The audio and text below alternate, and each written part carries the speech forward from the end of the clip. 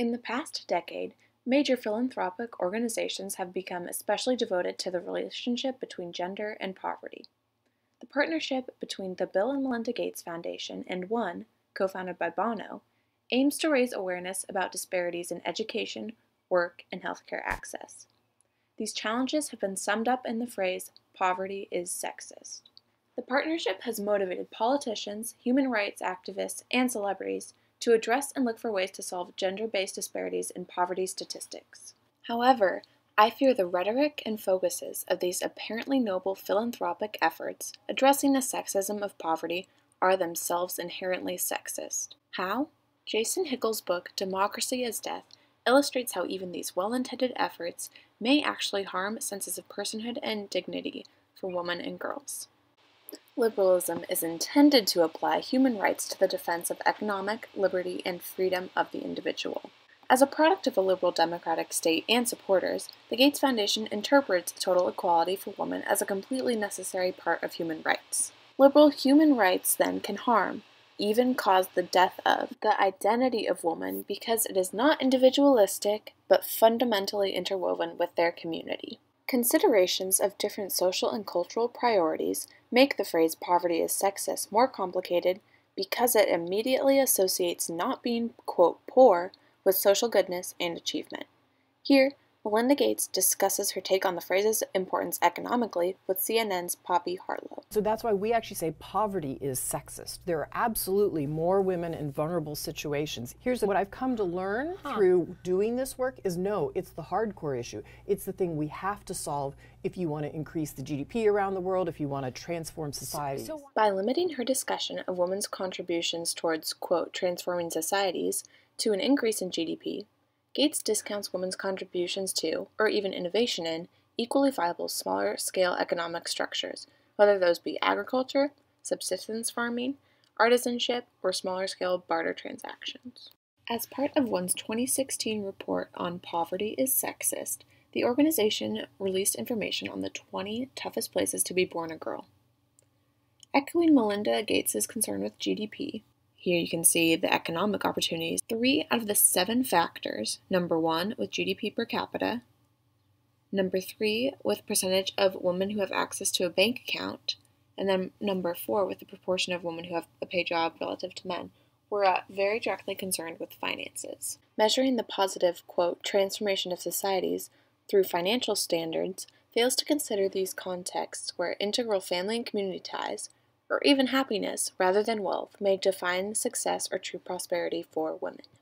In addition, Hickel's research in Zululand showed that the very pursuit of wealth could be taboo, and totally immoral because the accumulation of wealth is there associated with witchcraft. To the Zulu, witches have access to Mumlambo, a mystical snake. The witches can generate enormous wealth because the snake helps them steal ancestors of others from their homesteads and force them to work for that witch. Yet it is high-level, well-funded organizations that are both defining poverty and then presenting it as sexist. The World Economic Forum celebrated Justin Trudeau's support of poverty is sexist. And Emma Watson's retweet, a screenshot from the Gates' annual letter, is addressed to Warren Buffett as both a thank you for his $31 billion donation to the Gates Foundation and a means to show him how the foundation is investing.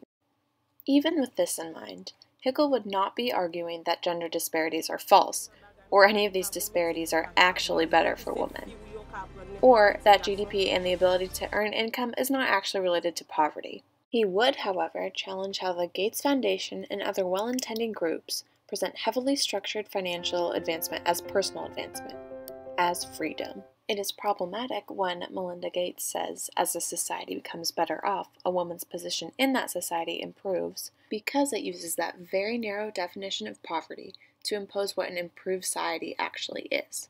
With this comes a highly generalized and ironic trope of what a better off woman's position in any society is, without consideration of ethnicity, where she lives, culture, or priorities.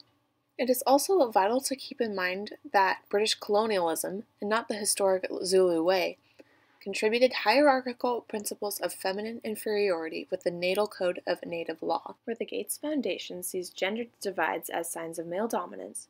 Structures such as the uterine fractals in Zululand contribute an ordered hierarchy which ensures spaces of influence for women. If the order of fractals contributing to that larger organism was eliminated, this ability and dignity would be as well. The 27 Gates Notes also discuss community groups and their role in poverty as sexism. This statement is supposed to affirm the capability of women, however, it ends up taking away much of their agency and complexity. It does not credit hierarchy as a potentially healthy way of ensuring women or girls have roles of respect and influence in their specific context. The way that they are compared to men says that these generalized, nationless, third world women would be unable to actually organize themselves to advocate for the changes that they would need in their societies and communities without the introduction of those outside community workshops here. It is absolutely wonderful that the Gates Foundation recognizes this, that they are working to address many of the complexities which inform the lives of women in particular, whether relating to anything from HIV prevention for sex workers or high mortality rates in children. Equality might be at odds with dignity, particularly when that dignity and ability is inextricably tied with concepts of order that are believed to be vital to the very woman the Poverty is Sexist campaign intends to help. I do believe that the Gates Foundation and other organizations can do much better with their strategy than they are right now. It may be wrong to define poverty as a small GDP or non-existent banking presence. Hierarchies, which at first seem sexist, seem constraining, could be an inextricable part of identity. To truly be philanthropic, to respect the women and girls as much as the campaign intends, Poverty is Sexist needs to give these nuances more weight.